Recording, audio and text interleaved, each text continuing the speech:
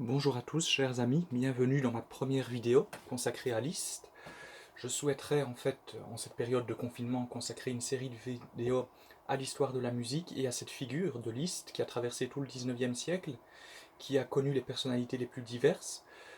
Alors, vous voyez sur cette dia que on peut diviser sa vie en plusieurs périodes, et je souhaiterais consacrer une vidéo à chaque période, tellement il y a des choses intéressantes à dire. Donc aujourd'hui, je ne vais pas parler de la biographie, je vous passe néanmoins cette dia pour que vous ayez déjà une première idée du plan de sa vie. Vous voyez en gras la vie trifurquée, donc c'est-à-dire qui se divisait entre trois pôles, trois villes, Rome, Budapest, Weimar. C'est une période assez originale, c'est assez suffisamment original que pour être mentionné. Alors, je vais passer à la dia suivante. Vous pouvez voir ici une carte de l'Europe, et vous voyez en bas les pérégrinations de Liszt, 1838-1847. Si vous avez été observateur sur la dia précédente, vous avez vu que j'ai nommé la Glanzperiode, Glanz en allemand veut dire brillant, ou alors la période de l'Istomania, c'est-à-dire une période de frénésie où toutes les foules s'arrachaient Franz Liszt sur son passage, et toutes ces foules étaient impressionnées par le virtuose. Et cette période va de 1839 à 1847, 38-39 globalement, on n'est pas à une année près, et vous voyez toutes les villes d'Europe dans lesquelles il est passé, c'est très impressionnant, ce qui fait dire aux musicologues qu'on peut le qualifier de musicien européen. Vous voyez le livre de droite, j'ai souligné Liszt le plus européen des compositeurs du 19e siècle. Et alors le livre de gauche, voilà, ici c'est mieux la visibilité, vous verrez mieux, le livre de gauche nous montre Ein Europäer in Weimar, donc un Européen à Weimar. C'est un livre que j'avais acheté au musée Franz Liszt de Weimar, que je vous recommande. Un livre sur un catalogue d'exposition, qui est en allemand, où on trouve tous les objets exposés lors d'une exposition consacrée à Liszt au musée Schiller de Weimar. Vous savez qu'à Weimar, vous pouvez trouver aussi bien le musée Goethe, le musée Liszt, le musée Schiller et encore plein d'autres choses. C'est une ville extraordinaire que Liszt qualifiait d'ailleurs d'Athènes, la nouvelle Athènes de l'Europe.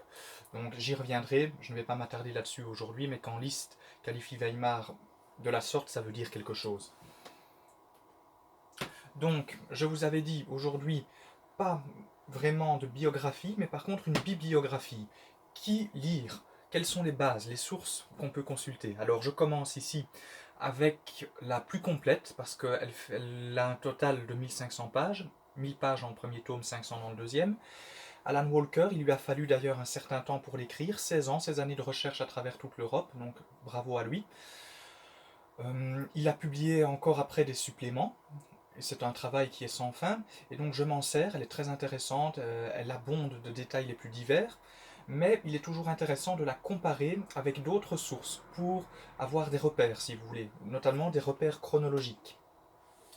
Alors, je passe cette slide-ci parce que Alan Walker, au début, donc cette biographie a été publiée en 1889 chez Fayard, et il écrit une petite lettre d'introduction au début où il explique sa démarche, et il dit que de son temps, c'est en 1990 quand il écrit la lettre, un an après la publication, il y avait 10 000 ouvrages consacrés à Liszt.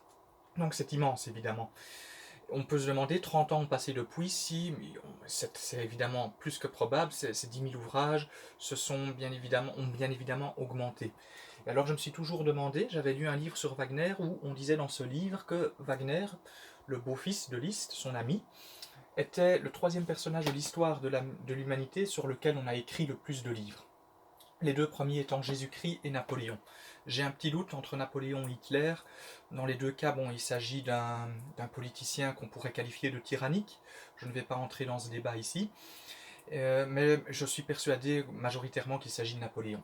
Alors, la question, où se situe Liszt et son saint patron, saint François d'Assise, dans cette liste? Donc Liszt, dans son testament, s'exprime là-dessus, il avait deux saints patrons, saint François d'Assise et saint François de Paule, j'y reviendrai. Il les a d'ailleurs tous les deux célébrés en musique. Messiaen a écrit un opéra, son unique opéra, une de ses dernières œuvres, monumentale, Saint François d'Assise, et au moment où il faisait ses recherches, il commence son opéra en 1975, Messiaen est effrayé par la quantité de livres consacrés à Saint François d'Assise, des centaines voire des milliers.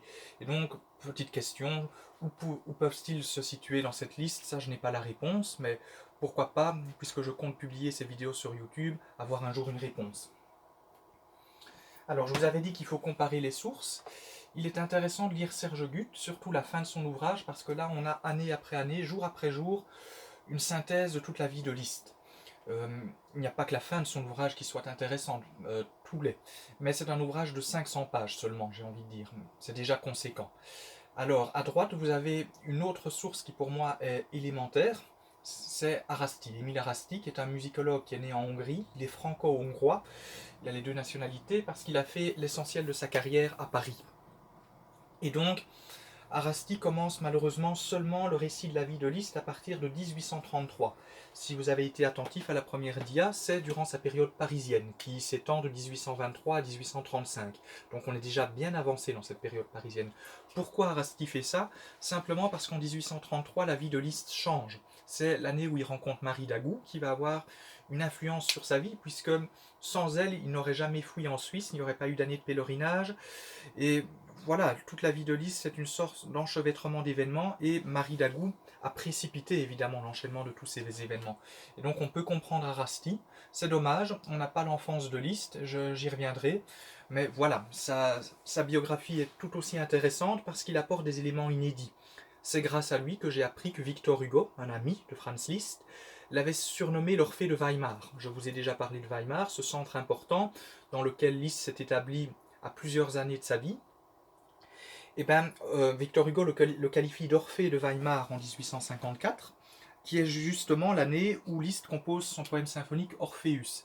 Alors ça m'a intéressé très fort, parce que le mythe d'Orphée, pour tout musicien ou tout musicologue, c'est un mythe qui est très intéressant pour nous. Et donc, grâce à Arasti, j'ai pu obtenir ce surnom et le rajouter à une liste de 8 compositeurs. Pour l'instant, cette liste compte 8 noms, à qui on attribuait plutôt un surnom orphique. Vous avez par exemple Roland de Lassus qu'on a surnommé l'Orphée belge, Jan Pieterszoon Swiling qu'on a surnommé l'Orphée d'Amsterdam. Je ne vais pas vous citer les 8 noms, ça fera l'objet d'une vidéo. Et donc grâce à Arasti, j'ai pu...